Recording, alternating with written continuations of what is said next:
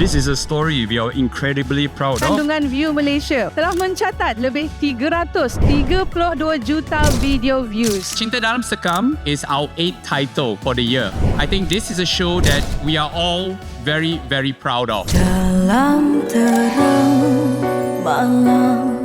Memang setiap karakter bila kita cerita tu mesti ada kelainan dia. Watak student kali ni dia jahat bahagian dulu-dulu punya style. Namun ku tersedar. Storyline is so good.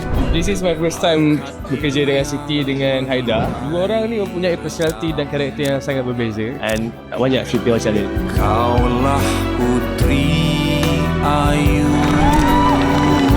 Saya boleh katakan ini adalah watak yang paling heavy yang saya pernah bawa. Saya rasa ini adalah satu cerita yang patut ditonton sepenuhnya. I like the chemistry of Amir and Siti Khadijah, sangat unexpected. Memang dah lama tunggu gandingan Amir Anaf dengan Siti Khadijah. Sangatlah best walaupun baru first episode. Dah excited, tak sabar nak tengok next episode. Ada scene boleh buat kita rasa macam budak-budak tau. First episode rasa geram, ada rasa blushing pun ada. Akan muncul satu soalan tau. Sama ada Laila akan pilih Imran ke atau Syafiq. One word for Cinta Dalam Sekam is rare. Kekeluargaan.